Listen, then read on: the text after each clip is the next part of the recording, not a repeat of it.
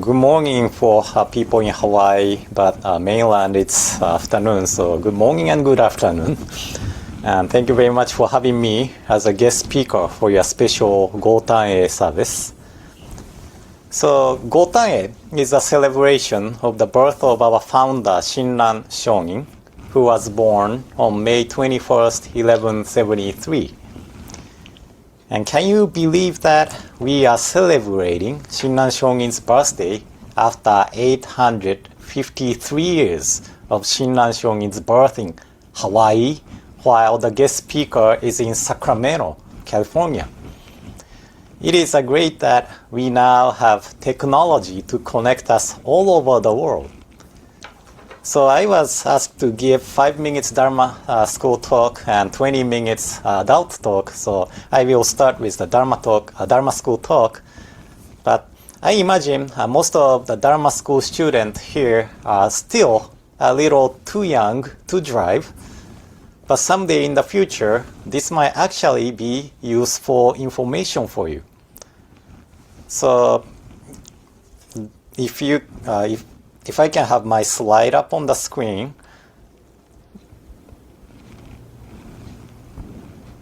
Okay, please, next slide, please. So, thank you. One is the gas pedal, and if you drive, you know this already, but one is the gas pedal, and the other is the brake pedal. And you can remember that the gas pedal is on the right, and brake pedal is on the left. And when you press the gas pedal, the car moves forward and picks up speed. But without the brake pedal, things can get really dangerous, really fast, and the car will not stop. So for example, next slide please.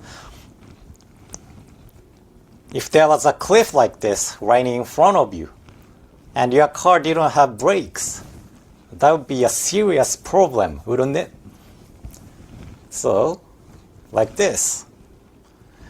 In the same way, just as a car has both a gas pedal and a brake pedal, our everyday lives also have something like a gas pedal. So in Buddhism, we call it the three poisons. So next slide, please. So in Buddhism, we call it the three poisons, right? Greed, anger, and stupidity, or ignorance. And these are the things that makes us lose control, and they makes us get angry, makes us want things so badly, so that we cannot think straight, and make us stop seeing the people around us clearly. And if there's no brake, things can quickly go in a dangerous direction. So that is why Amida Buddha becomes kind of brake for our mind through the calling voice of Namo Amida Butsu. When we become self-centered because of gas pedal, Amida Buddha is the one who gently asks us, is this really the right way to live? So this acronym is something I came up with. The B stands for balance, not thinking only about ourselves, but trying to keep balance in our lives. The R stands for rethinking, stopping and asking ourselves, is it really okay to say this? Or is it really okay to do this? And then the A stands for acceptance, being willing to listen to people who think differently from us. And the K stands for kindness, caring for people who are struggling or hurting. And lastly, the E stands for empathy. Not saying, I don't care about other people, but being able to feel the pain of others. And I think each of you can come up with your own meaning for the word break. But Amida Buddha is the Buddha who wishes that anyone touched by the Buddha's light may become gentle in both body and mind. Then why did Amida Buddha make such a promise or vow? Because in our daily, everyday lives, we naturally end up thinking mostly about ourselves. We keep pressing the gas pedal all the time. And if people are left that way, the world becomes full of cars that cannot stop. Cars speeding out of control, that becomes very dangerous. So Amida Buddha becomes the brake pedal that helps us recognize the danger of self-centeredness. What a wonderful and compassionate teaching that is, isn't it? So the person who deeply treasured and rejoiced in this teaching of Amida Buddha was Shinran Shonin. And because of Shinran Shonin, we are able to hear about Amida Buddha here today. So today, as we celebrate Shinran Shonin's birthday, let us also say together, thank you, Shinran Shonin. Okay, now then, let's end our Dharma School message with Gassho and the Nembutsu. So please join me in Gassho. Please put your palms together. Namo Amida Butsu. Namo Amida Butsu. Namo Amida Butsu. Namanda Butsu. Namanda Butsu. And now, I would like to keep going for the adult Dharma message. But at first, I would like to share the words of Shinran Shonin from the postscript of his master work, Kyogyo Shinsho. So please join me in Gassho again. How joyous I am, my heart and mind, being rooted in the Buddha ground of the universal vow. Namo Amida Butsu. Namo Amida Butsu. Namo Amida Butsu. Namanda Butsu. Namanda Butsu. So hopefully you are being able to hear me well. And because that was a message for the Dharma School student, I emphasized the idea of the brake pedal. But the truth is, even when we know how important the brake is, we still end up pressing the gas pedal again and again. And that is the kind of people we are. And yet, whether we are about to drive off a cliff or not, Amida Buddha never abandoned us. Jodo Shinshu is not a teaching about becoming a good person who can always hit the brake pedal at the right time. Rather, it is a teaching about the compassionate working that never abandons those of us who cannot stop ourselves. And it is a teaching of gratitude toward Amida Buddha, who never gives up on us. So what I wanted to mention this point first, I wanted to mention this point first before getting into the Dharma message for adults. And then, thank you very much for inviting me today, even though I am joining you online. And thankfully, I've been often invited to temples and Nembutsu seminars in Hawaii. Over the past few years, I have had the chance to visit Maui, Kauai, and the Big Island for Nembutsu seminars. And this time, I've been invited to speak for the Gotan-e service of the Hawaii Betsuin. I wish I was there in person, but maybe some another time. And I think one of the reasons I was invited this time is because the Hawaii Betsuin recently became a sister temple with the Sacramento Betsuin. We are still in the process of thinking about the contents of the sister temple programs. But hopefully in the future, we can visit each other's Obon festivals and bazaars, create youth exchange programs, hold special services and events together, and so forth. And I look forward to building that relationship with all of you. And thank you very much for your continued friendship and support. So next slide, please. My parents are originally from a temple in Oda City in Shimane Prefecture. which is still a fairly rural area where you don't see many tourists. And I happen to be the 15th generation successor of that temple. But because the temple is located in the depopulated countryside area, my father worked for the Honganji headquarters in Kyoto, and that meant we moved around quite a bit while I was growing up. When I was in kindergarten, my father was serving at Tsukiji Honganji in Tokyo. When I entered elementary school, we moved to Nishi Honganji in Kyoto. Then, when I was in second grade, we moved again to Kanazawa Betsuin, and I stayed in Kanazawa until I graduated from high school. So, personally, I think of Kanazawa as my hometown. And next slide, please. So, Kanazawa is a truly beautiful city with amazing food. So if you ever have a chance to visit Japan, I highly recommend stopping by Kanazawa someday. And Kanazawa is part of a region in Japan called Hokuriku. So next slide, please. Hokuriku was an area where the 8th head priest of our tradition, Rengyo Shonin, and his father, Zongyo Shonin, devoted a great deal of effort to spread the teaching. In fact, the temple where I lived was called Otani Byosho, and it's if I translate it directly or literally, it means Otani Mausoleum. But Otani Mausoleum is in Kyoto too, so I just call it Otani Byosho. And it was associated with the mausoleum of Zongyo Shonin. In that region, people affectionately refer to Rengyo Shonin as Rengyo-san. That's how deeply connected people feel to Rengyo Shonin. And one of the reasons for that strong connection between Hokuriku area and Rengyo Shonin is that the temple Rengyo Shonin established, called Yoshizaki Gobo, and as well as the teachings he shared through his letters, known as the Gobunsho, or Rengyo Shonin's letters. Rengyo Shonin used letters as a way of sharing the Dharma with his followers. And today, more than 200 of those letters still remain.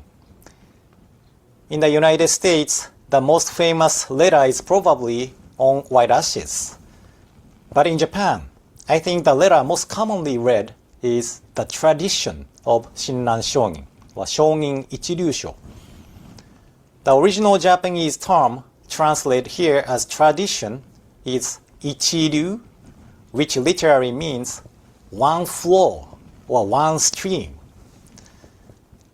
So as followers of Jodo Shinshu, we are part of a single flow that comes down from Shinran Shonin.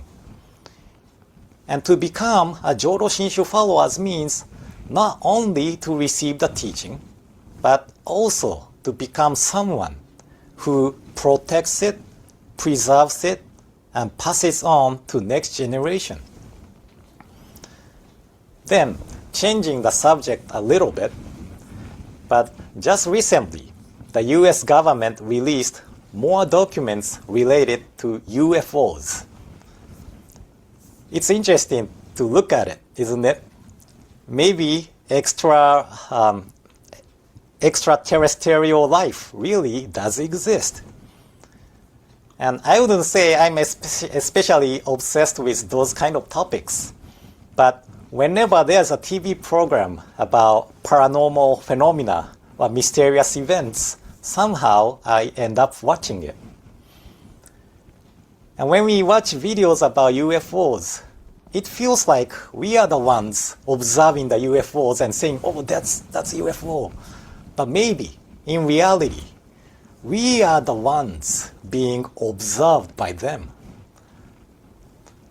And actually, Buddhism says something very similar. A teacher who I deeply respect, Reverend Jitsen Kakehashi, once said that it's not we who read the sutras and sacred writings, but rather it is we who are being read by the sutras and sacred writings. What does that mean? Very often, we read Buddhism from the perspective of how can this teaching help me in my daily life? But Buddhism is not only about giving us useful advice. Rather, through the sutras and teachings, we ourselves are being revealed to ourselves. We begin to see what kind of beings we truly are. So that is why, in the quotation from Shinran Shonin that I mentioned earlier, it says that my heart and mind being rooted in the Buddha ground of the universal vow. It does not say that we place the universal vow upon our own hearts. And then the ground itself must be firm and stable if we are going to feel secure. Nobody would knowingly build a house on weak or unstable ground. And I believe there is a story like this in the Buddhist scripture. So next slide, please. And one more slide, please. Yeah, thank you. There was once a wealthy man in India who wanted to live higher than anybody else. So he decided to build the tallest house around. But one day, when he went to check on the construction site, he saw that the workers were building the first floor.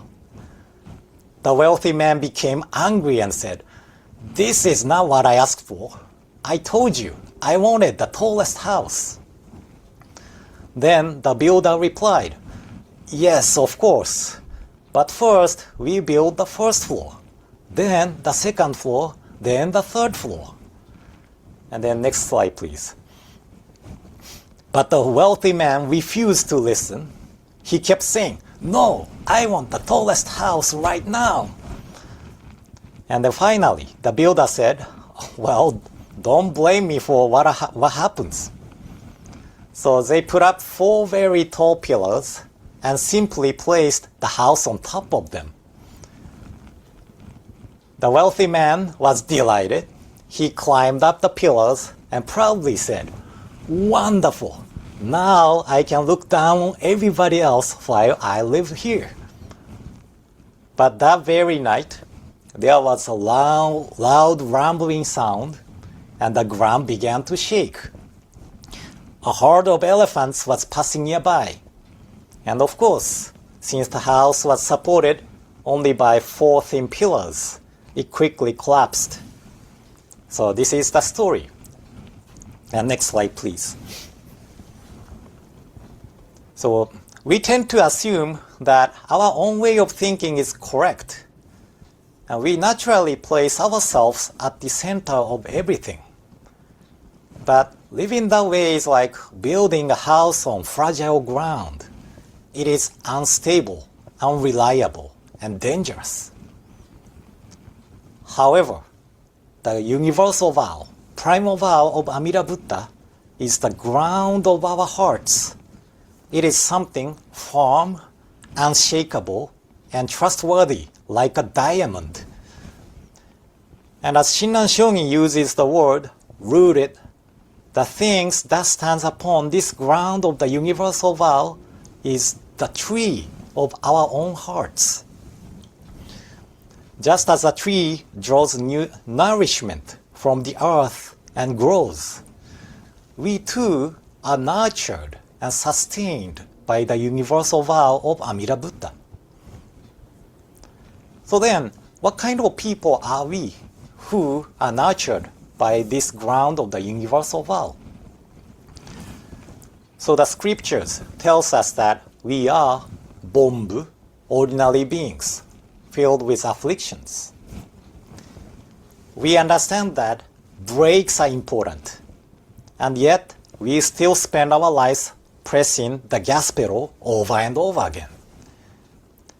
I can stand here and talk about the importance of balance and kindness, but then somebody cut me off while I'm driving, and immediately I get upset. Even when I do volunteer work, it should be enough just to do it and leave it at that. But instead, I feel the need to post it on social medias so people will think, oh, Sensei did something good. Or I upload difficult musical performances onto YouTube because I want people to praise me. I'm filled with ego and the desire to show myself off. And precisely because we are this kind of being, Amida Buddha says, I will never abandon you. That is the meaning of grasping us and never abandoning us. This is the working of the universal vow, primal vow of Amida Buddha. And through the nourishment we receive from this ground of the universal vow, we begin to realize our own foolishness. And at the very same time, gratitude naturally arises towards Amida Buddha's working, who never gives up on us, just as we are. So personally, I feel that this is what the life of Nembutsu follower is all about. So we recite Namo Amida Butsu. And there are actually two ways of understanding this word, Namo or Namu. One from the side of the Buddha and one from our side. From the Buddha's side, it is the powerful calling voice that says, entrust yourself to me, I will surely save you. But from our side, it may help to think about the original Sanskrit word namas. And namas carries the meaning of salutation. And salutation is an acknowledgement of the arrival of someone or something. In other words, when the working of Amida Buddha reaches and arrives at this very self, we naturally say, Namo Amida Butsu. From our side, Namo Amida Butsu is like saying, you have truly reached me. You have come all the way to someone like me. Nammandav, Nammandav. And the one who passed down this teaching of the Nembutsu to us was Shinran Shonin. If Shinran Shonin had never appeared in this world, we would not be gathered here together today like this, and the Hawaii Betsuin itself would probably not even exist. So when we think about it that way, we realize that we are now listening to the teaching of the Nembutsu because of deep karmic connections stretching back through the distant past and different countries. So I hope we may rejoice in this precious connection and live our lives together with the Nembutsu, and hopefully our paths cross and see each other in person someday. So thank you very much for inviting me again. And in closing, please join me in Gassho. Please put your palms together. Namo Amida Butsu. Namo Amida Butsu. Namo Amida Butsu. Namanda Butsu.